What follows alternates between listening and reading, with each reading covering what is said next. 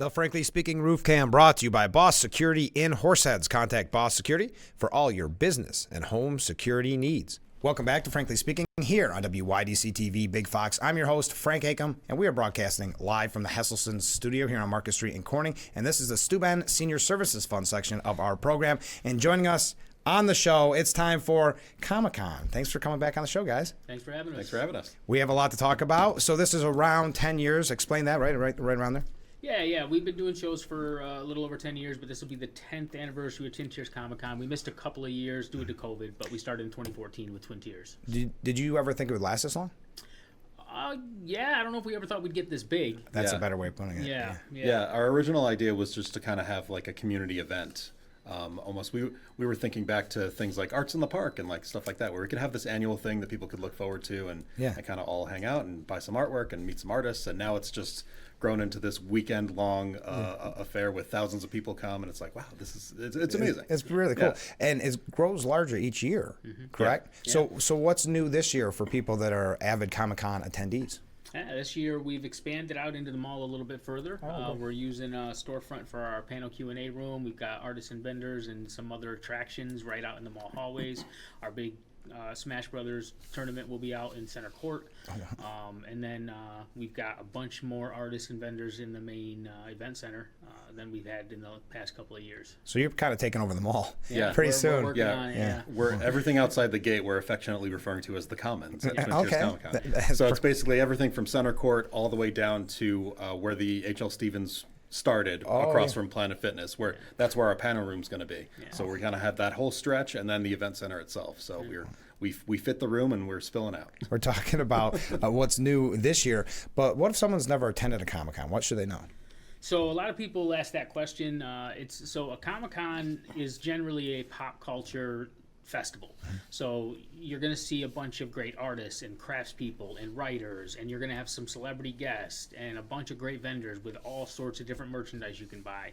The panel Q&As where you can sit and ask questions to celebrities or artists and learn some things about the industry. We'll have like a huge board gaming section where you can learn and try some new board games, or the kids zone where you can bring the kids for free activities with nonprofit organizations. So it's just a long list of different things that you can enjoy all with your one ticket price.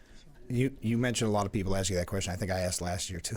Yeah, there is kind of that kind of craft fair trade show element where there are a lot of comic book professionals and local artists and regional artists. We have artists coming from all over the state and some other states as well, looking to sell their artwork, and celebrities come and they're selling their autographs and selfies with them and photo ops and things like that. But there's also plenty of free things to do. We've got free photo op opportunities.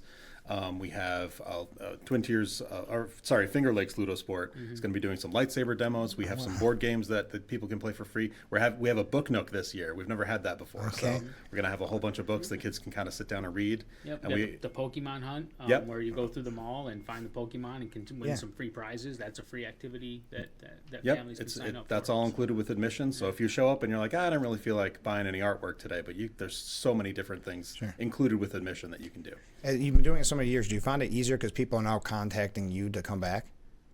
Yes. Yeah. That must be nice. It is. Yeah. That's the greatest compliment we can get, I think, is when creators and celebrities and vendors come to us to want to come back to the show. That's probably the best compliment we can get. Yeah. This year when we put artist and vendor booths on sale, within 24 hours we had, I think, 47 artists sign up and something like 17 or 18 vendors or retailers sign up. So it was like, that's remarkable. Crazy how like we usually have famous vehicles and replica vehicles on the floor. Like we had the Bluesmobile once, we had like the Batmobile and things like that, and we didn't even have room for those this year because we had so many artists and vendors sign up. So it's like we have nowhere to put them. Yeah. Wow, that's a good problem to have. Let's talk about the celebrities. I think this intrigues a lot of people because there is artwork, but some people go just for the kind of fun of meeting their favorite celebrities. So who are the celebrities you have this year? All right, yeah. Is it too long of a list? James Duval. Okay. He was Frank the Rabbit and Donnie Darko. He was in Gone in 60 Seconds, a bunch of other great projects. Yeah. We got Michelle Ang coming from New Zealand. She very rarely does U.S. appearances. She was the main character in the Bad Batch Star Wars show. She was in Fear the Walking Dead. So she's an award-winning actress from out there. Yes. Noah Hathaway, who was Atreyu in The Neverending Story, will be joining us. And then we've got Brian O'Halloran and Marilyn Gigliotti from Clerks. Oh, of course. Late additions that we're super Yeah. excited about. And then we've got Carrie Means and Dana Snyder, 2 voice actors who did Aqua Teen Hunger Force. Dana Snyder's done a whole lot of stuff. And then for the first convention appearance, David Forseth, who's done a bunch of really great video game voice work. Yeah. So that's our celeb lineup this year. Wow. Never has this show had such amazing special effects. We bring our own special effects. Yeah. What goes into your choices for these guests? Is it something maybe your preference, or is it you hear from the people? It's a mix. Yeah. Sometimes we're seeking people out. Sometimes we build relationships with their management, and and they have a stable of different talent that we can kind of access, and it's a little easier to access once you have a relationship. Yeah. So there's different ways that it can go. Sometimes we go to other shows and we create contact and we network and try to get people that way. Yeah. So. And one of the things that we can do is, or that we often do, is kind of theme it around anniversaries as well. So, like, for example, we had Noah Hathaway from Neverending Story. He Neverending Story is celebrating its 40th anniversary this year. Wow. So it's really cool that we get to have him here. And they're actually we're doing a couple of, or the Regal at Arnott Mall is doing a few screenings. Oh, so what a good idea. We just announced this yesterday. Yeah. So we're doing James Duval with Donnie Darko is doing a screening tomorrow, Friday night on the 8th at the Regal Arnott Mall at 7 p.m. And then Noah Hathaway is doing a Q&A with Neverending Story screening on Sunday at 7 p.m. Oh, what a great idea. Yeah, so it's kind of all tied in. And then aside from that, we've got the 2 actors from Clerks. Clerks is celebrating its 30th anniversary this year, so we're kind of tying it into that, too. Yeah. It's very... We're talking about Twin Tiers ComicCon. It's November 9th and 10th, but now you're even expanding days with that, with the viewing on the 8th. With the celebrities, is it difficult to book the celebrities and get everything working and in motion, or have you gotten used to it at this point? It's some are easier than others. Okay. So I won't make you name names. Yeah, no, of course not. Yeah, but no, sometimes things go a lot smoother. But part of the issue is a lot of them are very busy. Right. And so part of the issue is you're booking around their filming schedule sometimes, and so it can be a little tricky. And sometimes there's delays in making sure that they can actually make the dates. Okay. So some are a little easier than others, year by year, just based on everybody's busy schedules. Or we've had guests that have canceled or postponed for contractual reasons, or sometimes you never know. Somebody might end up sick, but hopefully not. Hopefully not. Yeah. And we should note, because if someone hasn't been to Comic-Con, there is an extra cost to that, correct, with celebrities? So if you're gonna do if you want to pay for a signature or a photo op, there's usually an extra cost. Okay. There's generally not a cost just to meet them, say hello, and you can also go to the panel Q&As, which are included with your ticket price. So you can go to the Q&As, you can go up to the tables and say hi. The added cost is if you want to have something signed or if you want a photo. Totally makes sense. And we talked about this last year. This is a very affordable day of fun with Twin Tiers Comic-Con. Could you talk to us a little bit about the pricing? Yeah, sure. So a single day pass this year pre-sale is $30. The weekend pass pre-sale is $40. And so if you get a weekend pass for $40, we provide entertainment from 11 a.m. to 7 p.m. on Saturday and 11 a.m. to 6 p.m. on Sunday with panels most of each day. So you can essentially get, 13, 14 hours of enjoyment for $40. And there is a VIP package too, correct? Yep. There is. What is that consistent? Yeah, we actually, the VIP package is a $75 pre-sale, and that is early entry at 10:30 a.m. on both days, because normally the doors open for GA at 11 a.m. And then aside from that, they get collector's badges and also some exclusive artwork that shows up in the VIP pack. So we've got kind of this X-Men stuff. We've got some Deadpool stuff. This one is really cool. We love this. This is our anniversary. It's kind of a mock-up of a comic cover. Oh, what a good idea. So people can get this and bring it to a comic artist, and they can kind of sketch a commission during the show. Oh, what a great idea. Yeah. You mentioned the cost of pre-sale, but since today is Friday, is there still pre-sale? Pre-sale is still going. Yep. Okay. I usually cut off the pre-sale around 10 or 11 p.m. on Friday night. So okay. Yeah. So there's still plenty of time. But there's still time. Yes. And it sounds like there's so much to do, and you mentioned panels, and we're going to talk about some other things that will be available at Twin Tiers Comic-Con. But where can people find the schedule for the panels and for all the activities? Sure, that is all going up on our website today, as well as the celebrity pricing for what they charge for autographs and photo ops and things like that, because everybody's different and the guests all set their own prices, so we have to kind of catalog all that in one spot. And the other thing is that tickets for the movie screenings are also on the website, so Basically, if you don't find it on the ticket page, look for it in the show information tab on the website, and we will have everything up there, as well as the new giant size floor map this year. Good idea. Some of the other things I don't think we've mentioned in the past, and they may be new. I'd be curious if they are. Video game tournament, is this a yearly thing? It is. We do. It's a Smash Brothers.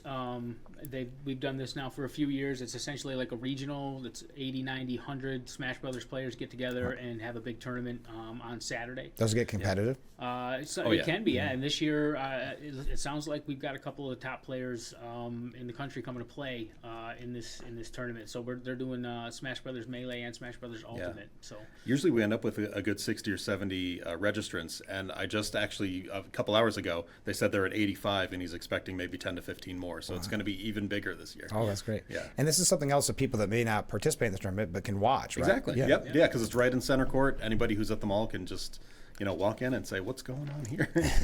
And also tell us about the costume contest, because I know there's cash prizes available. What do people need to know to sign up for the costume contest? So when you come in, you're going to see signs pointing you over to the Cosplay Contest sign-up area. Okay. You do a registration. There's a panel of 4 judges who do some pre-judging, and then Saturday at 5 o'clock is the Cosplay Contest main event in our panel room. And there are 4 main prizes, and there's $1,000 in total cash prizes. So there's four different winners, and they all get a different breakdown of the prize money. Yeah. How elaborate do the costumes get? Oh boy, yeah, there is some crazy ones. We have seen some insane costumes, things that clearly took weeks, months, maybe even longer to make. Some people really bring it. Yeah.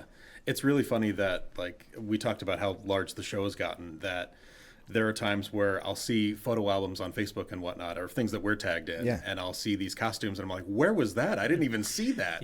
Like, I'm all over the show floor, and I don't even see these crazy costumes sometimes, but they're so cool. Like, I always wonder, they are really cool when you see the pictures, but I always wonder how comfortable it can be being in those costumes all day long. Yeah, so it's got to be tough, and some of them don't stay in them all day. We do provide some areas where people can change in and out of their costumes, particularly those who wear like really big stuff, like people walking around in Godzilla costumes and stuff. It's really, they can't generally do it all day. So giant robots. We try to work with some of those folks to help them out. And then actually, I don't know if we mentioned, on Sunday is the kids costume contest, so that's for 11 and under. Oh, good idea. And those are non-cash prizes. Same sort of go to the costume contest sign up table for that, and we have the non-cash prizes for all the kids, and that's provided by Checkpoint Gaming Lounge in Arnott Mall. And the cash prizes on Saturday are from Sound Go Round, sponsored by Sound Go Round in Vestal. I asked you this last year, but I'm going to ask again. Do you think it's possible to do all of this in one day? I'm not talking about the things that are specifically scheduled, but one day, is it possible? Yeah. Like, you could do just about everything in a day, but you obviously, the panels are different each day. Right. Yeah. So you could probably, depending on what your interests are, you could be there for a couple hours if you're really just trying to maybe shop. But if you want to experience everything, it's a full day of activities. And if you want to do the panels, it's 2 full days of activities. And the panels come at no extra charge, right? Correct. Yeah. Yep. That's all included. There's so many things that are just included with that's what it seems like. Do you find, I asked a question about one day, maybe you don't notice, but do you find that most people do come 2 days though?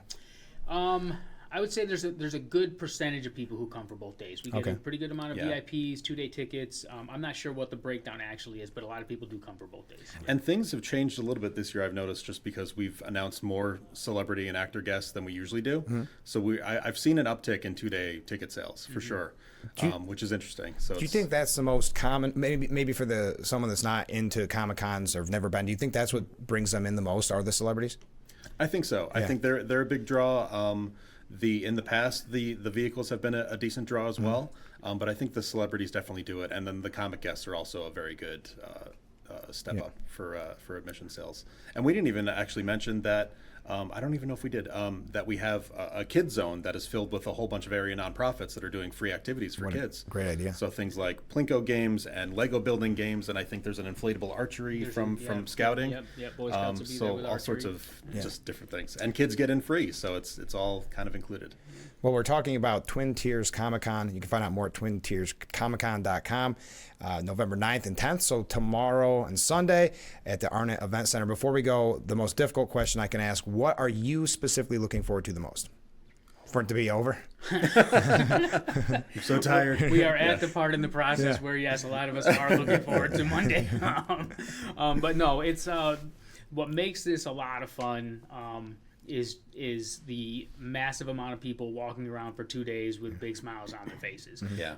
It's such a positive atmosphere. It always has been. There's so much variety in what we offer. So like it could be grandmothers or 5-year-olds who are walking around thrilled with everything that they're seeing and doing all day long. So that's probably the best part. Yeah. There was one year where we did a Facebook contest, and this woman won who, and the contest was that she got a free autograph from a celebrity of her choice, and she got like this whole, nice treatment, like VIP treatment from at the show, and she was like crying, and she was so happy, and I was like, oh, this it's things like that you're like, wow, all the stress and all the late nights and all that, like it's all. This is why we do it. Yeah, you're making a lot of memories for people. Lifelong memories, really. Yeah, people have met at our show and gotten married. Got everything covered. Yeah. And the other thing that I'm looking forward to that we didn't mention yet is we have someone coming with Indiana Jones movie memorabilia, actual movie memorabilia from Indiana. Yeah. Oh, that's really cool. So it's all set up in cases to look like the warehouse at the end of Raiders, and it's going to be, and it's one of the things that's included with admission. There's no additional cost to that. One of the largest collections in the country. Yeah, I think he said it's the third largest collection of movie memorabilia, so it's kind of... That's so impressive. Well, wild. Well, we've got to get going. Best of luck for this weekend, because I know you put a lot of work to it, year-round work, really. Thank you. So best of luck with ComicCon tomorrow and Sunday, and we'll talk to you next year. How's that? Awesome. Sounds good. Thanks great. for inviting us on course. this very, very light news week Yes, that you have here. thank you. This is the breaking news right now on Frankly Speaking. That's why I wanted you to be on. So thank you for joining us. Thank you. We will be right back with Frankly Speaking. Stay with us.